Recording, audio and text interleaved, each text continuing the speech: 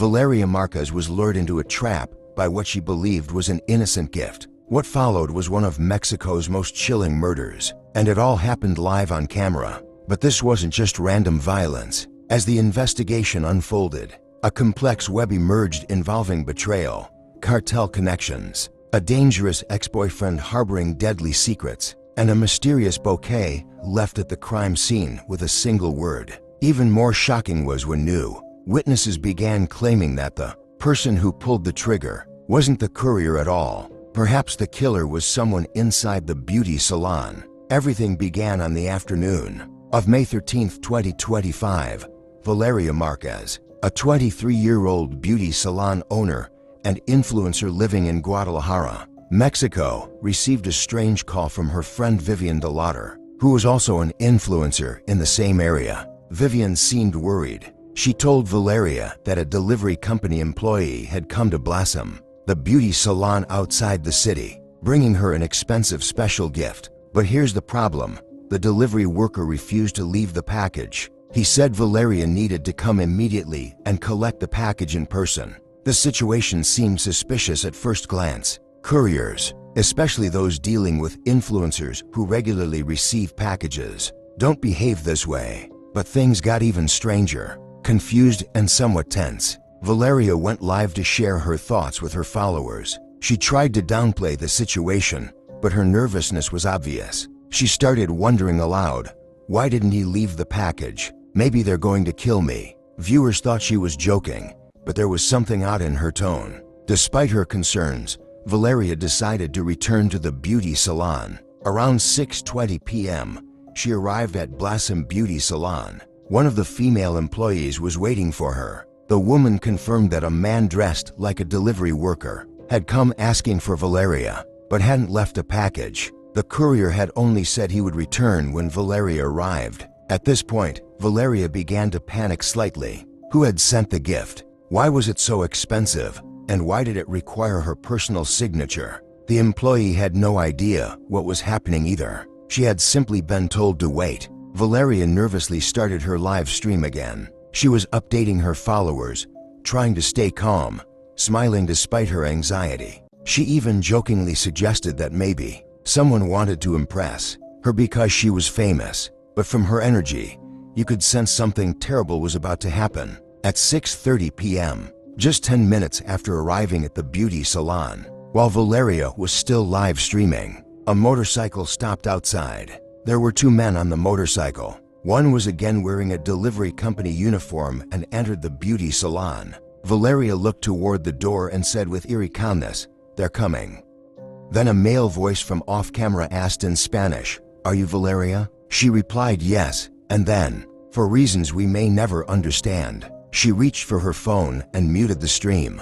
This is why what happened next wasn't recorded with sound. However, what viewers saw in those few seconds would be horrifying, images that would disturb them for the rest of their lives. As a result of gunfire from the unseen attacker, Valeria suddenly began clutching her chest with her hands and then collapsed. According to eyewitnesses, the man disguised as a delivery worker drew his weapon, fired 3 shots, hitting Valeria once in the chest and once in the head. Valeria had no chance, but the most chilling detail was that the attacker didn't panic. He didn't run. He calmly stepped back, bent down, picked up one of the bullet casings from the ground, and walked out the door. The motorcycle was still running outside. He jumped on and disappeared. But then came the moment that made everything even more disturbing. Immediately after the shots were fired, within seconds, a woman entered the frame. She reached for Valeria's phone and ended the live stream. There was no screaming,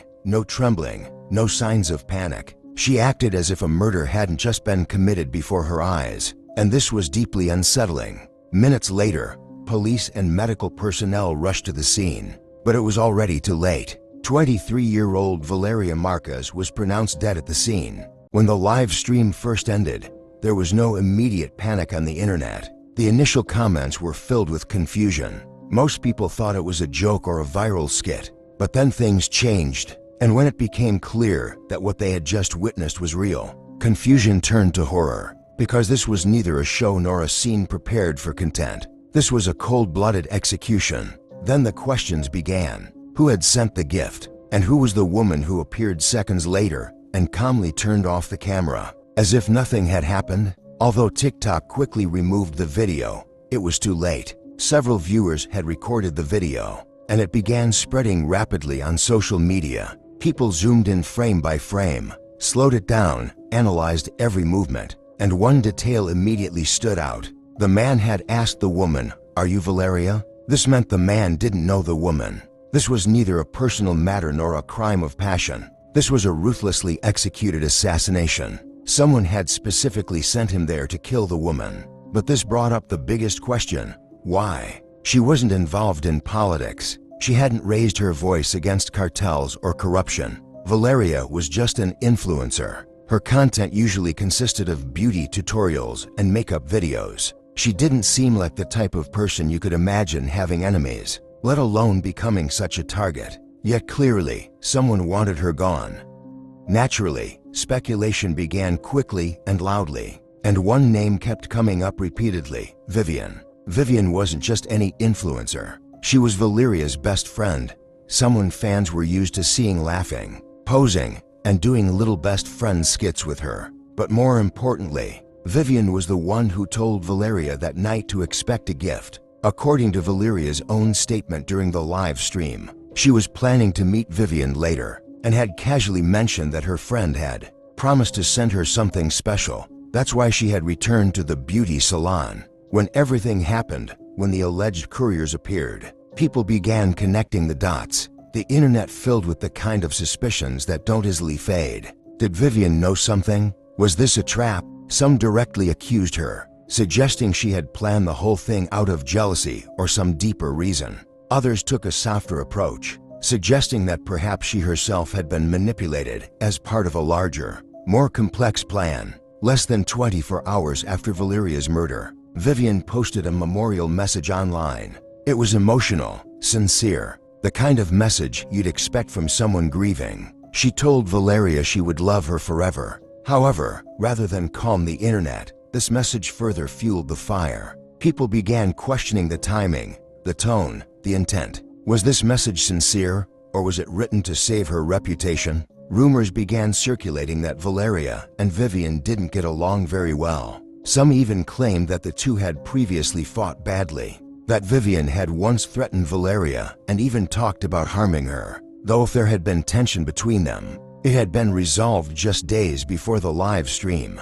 Vivian finally addressed everything: the rumors, the accusations, the heartbreak. She told reporters calmly but emotionally that she never anticipated such a thing would happen. She explained that Valeria regularly received gifts, and that the drinks and stuffed animals seen in the live stream were harmless gestures she had made for her friend many times before. Vivian later made an official statement to more than a dozen experts from the Jalisco State Prosecutor's Office, who came to her home ready to take her full statement. Not just a single detective. This wasn't just protocol, it was pressure. They needed quick answers. In her statement, Vivian didn't hesitate. She gave full access to Valeria's phone and even shared the password. This immediately opened the door to a flood of data, messages, and disturbing digital traces. Vivian also revealed something the public hadn't known until then. Valeria wasn't the sole owner of the beauty salon where she was killed. She actually had two more business partners, her uncle and her uncle's partner. But interestingly, the identities of both men still haven't been disclosed to the public.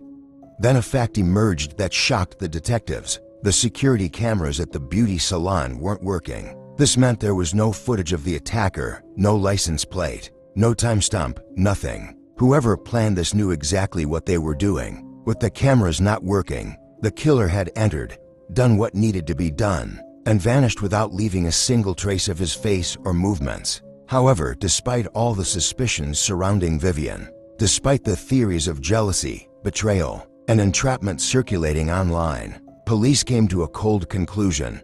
Vivian had nothing to do with this incident. She hadn't planned anything. She wasn't an accomplice. That day, she was a friend used strategically and unknowingly to make everything appear normal. However, after this news broke, social media didn't immediately calm down, and suspicion quickly shifted to someone else, namely, the beauty salon employee, who who was present at the scene the evening Valeria was killed. Viewers of the live stream noticed that when Valeria collapsed, this employee was standing just a few meters away. After the gunshots, she neither screamed, nor ran, nor called for help. The only thing she did was immediately grab Valeria's phone. This single moment sparked a storm of speculation on the internet. Was she helping, or was she hiding something? Some thought she was trying to stop the stream before too much was revealed. Or worse, trying to delete evidence. Others questioned whether she might have been involved in the incident or forced into it. Strangely, her calm demeanor raised question marks.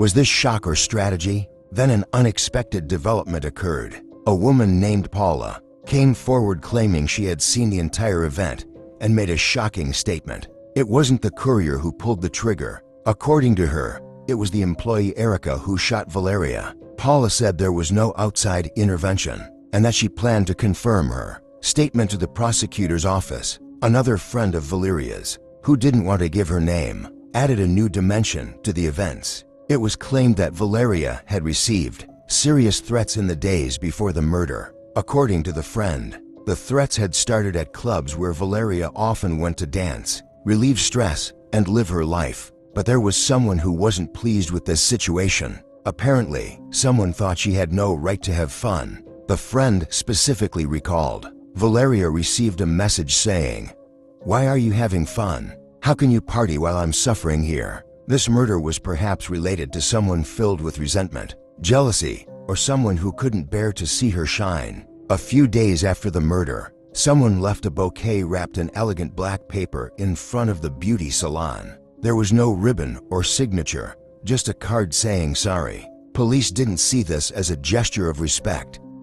They saw it as mockery, maybe even a confession, or a message from someone mocking grief. And as that bouquet was bagged as evidence, detectives were deeply examining Valeria's phone, reading messages that pointed to something much more personal and dangerous. Valeria had recently received a series of threatening messages in that disturbing tone that abusers use when they feel anger, desperation, and that their power is slipping away. The most disturbing ones came from someone saved simply as Ricardo. "You haven't seen my worst side yet. You're forcing me to do things I don't want to do." But Valeria didn't remain silent. She responded harshly, telling him to leave her alone. All these exchanges showed anger gradually increasing, threats turning into vows, and police began asking who exactly this Ricardo was. When they investigated the name, they identified him as 35-year-old Ricardo Ruiz. This wasn't just any ex-boyfriend. He was a high-ranking member of one of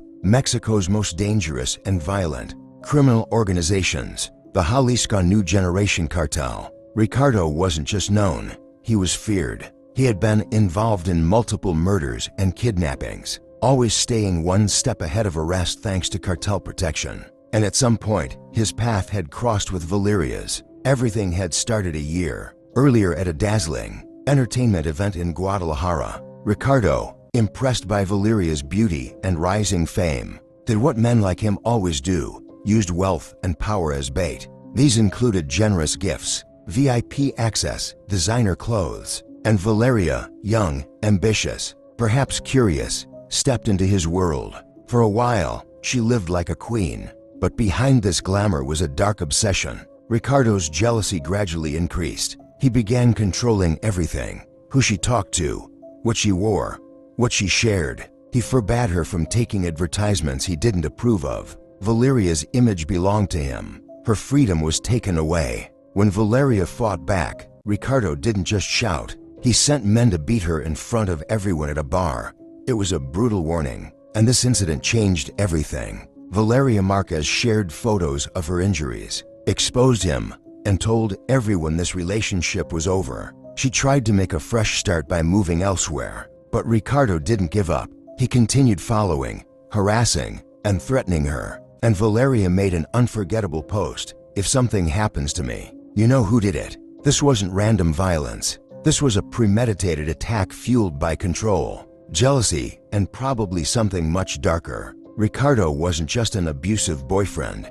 He was a wanted criminal. Authorities suspected Valeria knew more than she ever said, not just about him, but about what she was really involved in. For someone like Ricardo, Valeria wasn't just an ex-girlfriend, she was a liability, and her decision to reclaim her life, to live boldly, fearlessly, and openly, was enough to seal her fate. Detectives quietly obtained a search warrant and moved into action. Ricardo was a cartel member. Every move had to be calculated. But in Mexico, secrets don't stay hidden long. Investigative journalists broke this story. Ricardo was now the prime suspect. This wasn't influencer drama. This was a high-profile execution, connected to Mexico's deadliest organized crime networks. Valeria Marquez wasn't just any influencer. Born in 2002, Marquez had attention-grabbing beauty and captivating energy. But what really affected people was her confidence. In 2021, she won the Miss Rosario beauty pageant, and suddenly her career took off. Modeling jobs, brand deals, TikTok beauty tips. She presented all of these with a humble attitude that made followers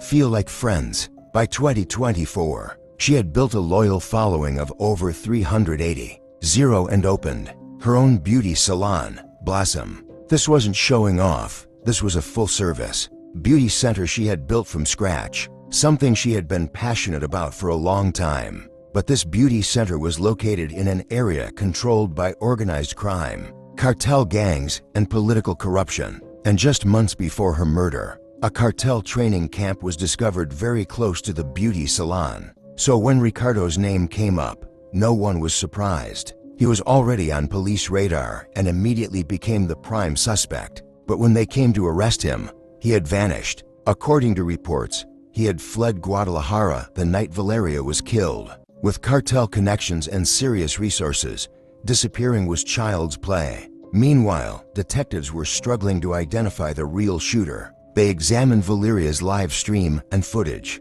from nearby security cameras and found something chilling. A shooter stood out, wearing something dark blue with a white letter R on the back. Was this just coincidence, or was it a message? Some thought the R was a bold, symbolic salute to Ricardo, as if the shooter wanted people to know who sent him, while others thought it was just coincidence. Either way, it became an important clue.